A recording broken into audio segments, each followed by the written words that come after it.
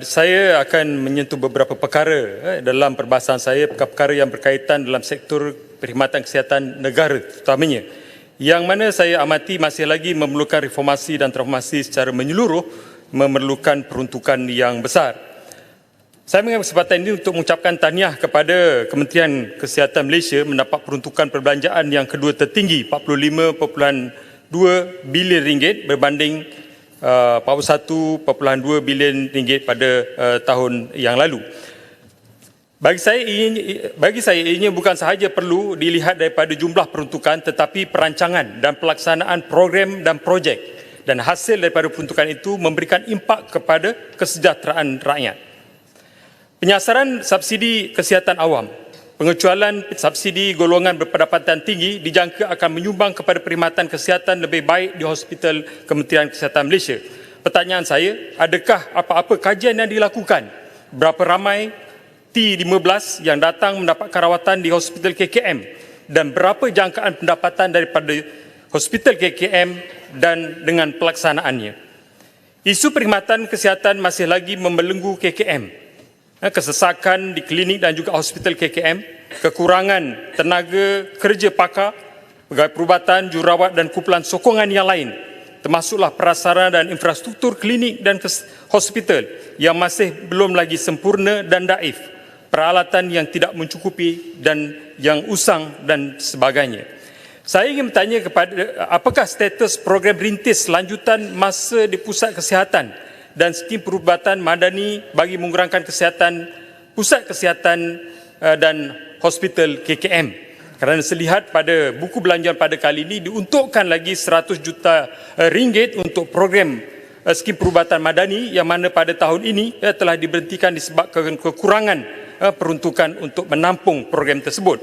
Adakah skim emolumen dan juga allowance sektor kesihatan dikaji bagi membendung penghijrahan tenaga kesihatan keluar, termasuklah allowance on-call yang dikatakan meningkat, dinaikkan sehingga RM55 hingga RM65. Apakah detailnya, sama ada per jam ataupun sehari ataupun bagaimana?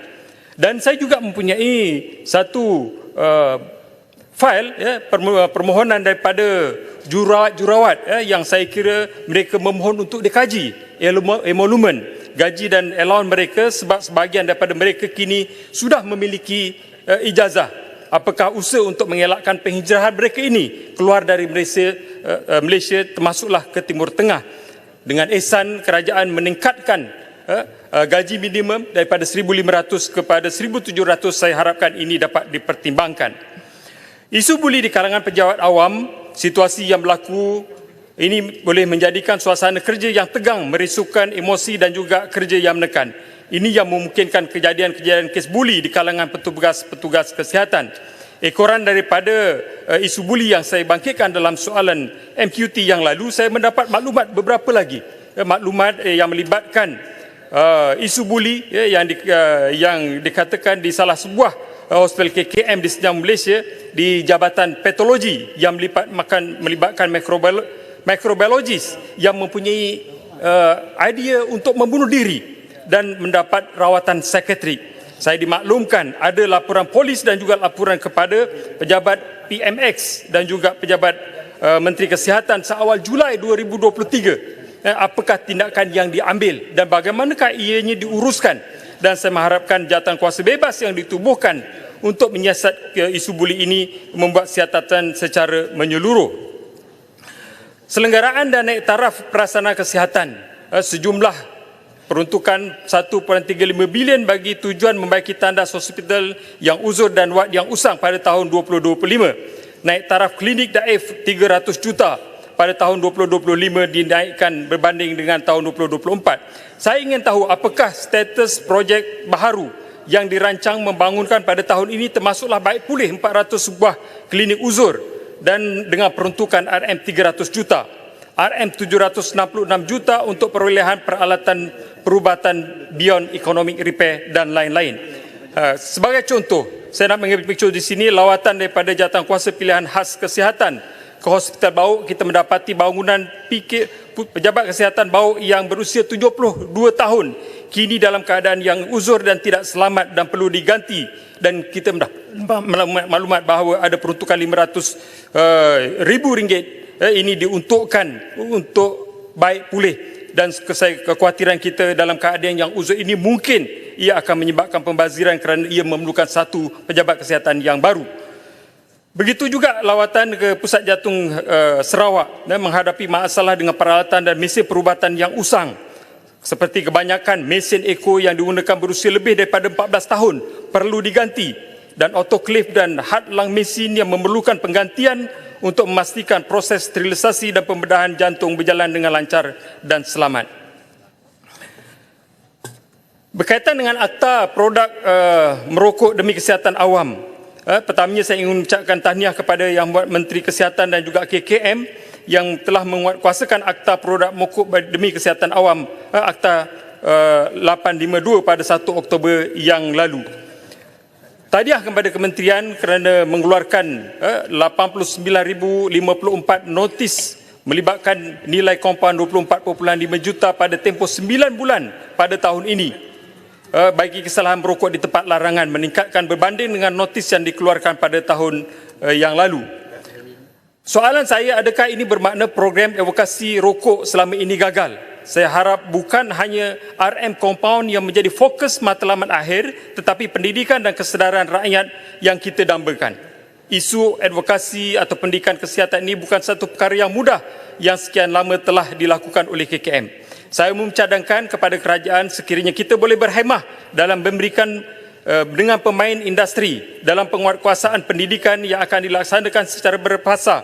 Kenapa kita tidak melakukan secara berhemah dalam memberikan kesedaran dan pendidikan kepada rakyat, terutamanya pengamal vape dan rokok. Tumpukan kepada penguatkuasaan dan pemasangan logo-logo yang baru di semua 28 premis kawasan larangan yang baru, dan pendidikan kesihatan bahaya merokok, vape, kesan kepada NCD dan promosi Akta 852 secara besar-besaran. Barulah penguatkuasaan pendidikan kompaun dilakukan kepada, dan pada perhatian saya kesedaran rakyat ini masih terlalu rendah di dalam negara kita. War on sugar. Dalam belanjawan, kerajaan mencadangkan untuk dinaikkan kadar duty excise bagi minuman bergula secara berfasa mulai 1 Januari 2025 sebanyak 40 sen seliter. Ini bukan perkara yang baru kerana dalam belanjawan yang lalu kerajaan telah mencadangkan untuk menaikkan duty excise daripada 40 sen kepada 50 sen. Persoalan saya, berapa sebenarnya duty excise yang dikenakan ke atas minuman bergula? Hasil ini dimaklumkan akan dimanfaatkan untuk menampung perbelanjaan kesihatan awam seperti penambahan bekalan ubat SGLT2 inhibitor untuk diabetes dan rawatan peritoneal dialisis dan pusat dialisis.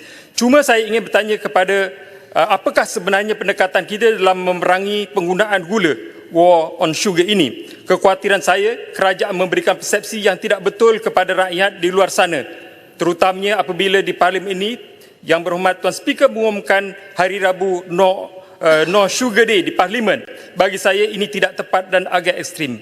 Saya khawatir ada ahli parlimen kita terutamanya yang mengidap diabetes tak cukup gula mengalami episod hypoglycemia semasa di dalam Dewan ini. Ini kita mempunyai pengalaman sama ada mungkin di Dewan Undangan Negeri Selangor, yang mana mantan Menteri Besar ketika itu pernah mengalami episod ini dan dalam keadaan yang tidak berapa sedar. Dan saya juga tak pasti kalau tempoh hari juga ada berlaku ahli parlimen nimbung tebal yang lebah, sama ada juga ada kaitan ini ataupun tidak. Dan yang penting dalam penjagaan pengawalan diabetes ini adalah penggunaan gula, kerana gula ini juga diperlukan di dalam badan kita, cuma bukan dalam keadaan kadar yang berlebihan. Saya juga ingin menyentuh berkaitan dengan ikhtiar 8 di dalam buku, dalam ucapan Yang Berhormat Perdana Menteri berkaitan dengan perangi rasuah. Kebebasan sepenuhnya kepada SPRM untuk menyiasat dan mengambil tindakan tegas. Peruntukan SPRM yang bagi memperkasakan aktiviti pencegahan rasuah dan integriti sebanyak 360 juta.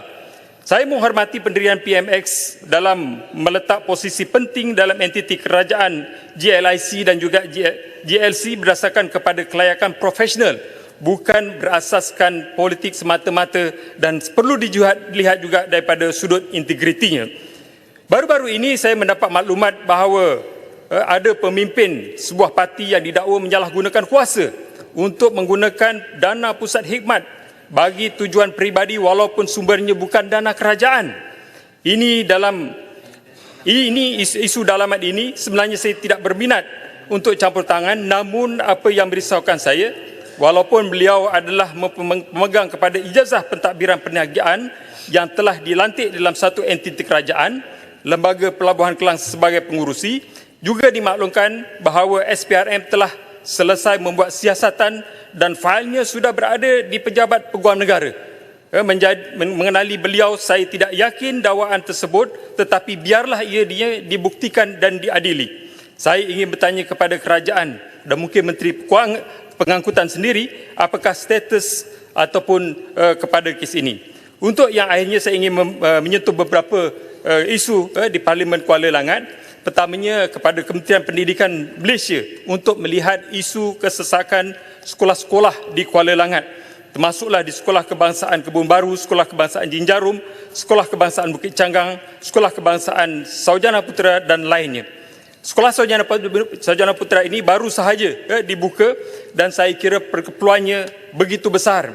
Sebahagian daripada anak-anak yang berada di Bandar Saujana Putera ini sekarang belajar di sekolah-sekolah persendirian dan jumlahnya bukan sedikit, hampir kepada 1,000 pelajar di sana. Dan saya juga melihat bagaimana keperluan kerusi meja untuk mereka, terutamanya apabila menghadapi sesi pendidikan di tahun hadapan. Saya juga menyampaikan hasrat daripada warga pendidik di sana agar ada penebat bunyi di antara Sekolah Kebangsaan Bandar Saujana Putera, kerana dia terlalu berhampiran dengan